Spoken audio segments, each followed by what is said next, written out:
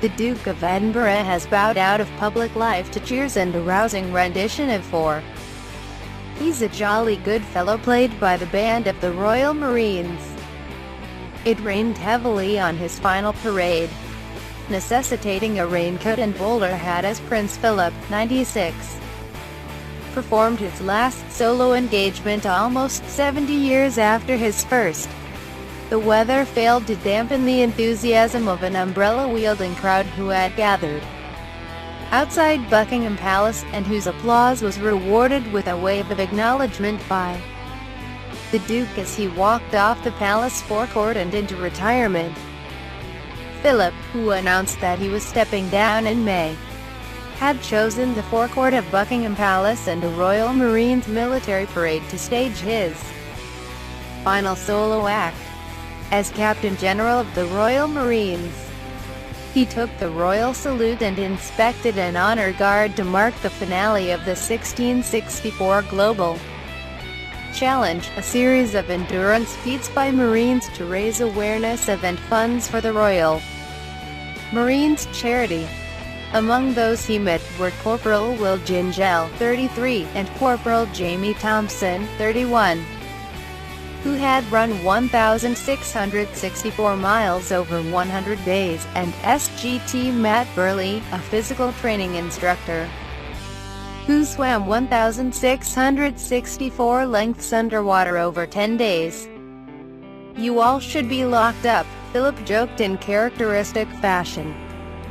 It was the 22,219th solo engagement carried out by the Duke since his wife became Queen in 1952. As far as Buckingham Palace could ascertain, his very first had been on the 2nd of March 1948, a few months after his marriage to Princess Elizabeth, when he attended the London Federation of Boys Club boxing finals at the Royal Albert Hall.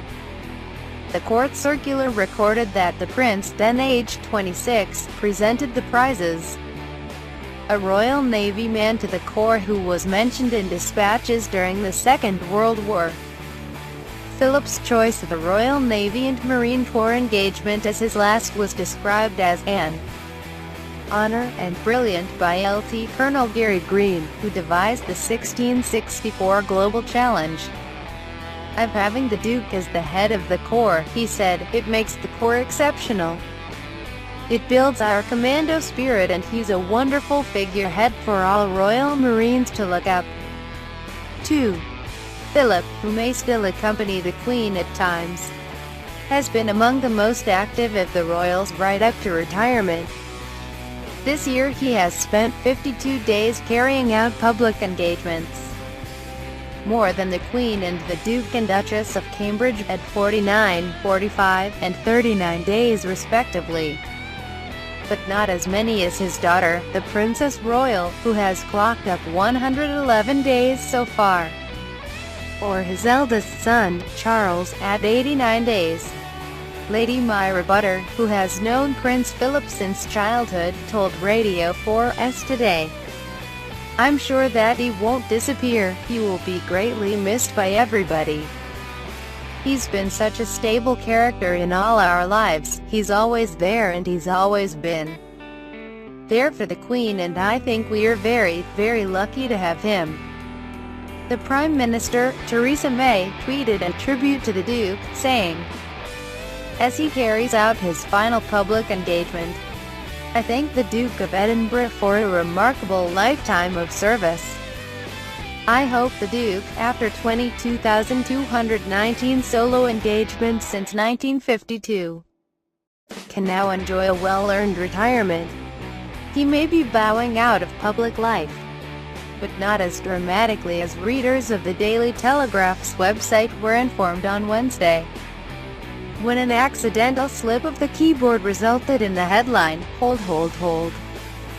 Prince Philip, Duke of Edinburgh, dies aged XX, announcing his death and publishing details of his funeral. The Telegraph swiftly pulled the article and apologized, saying it would be reviewing its publishing processes as a matter of urgency. In May, when his retirement was announced, The Sun's website also erroneously announced his death.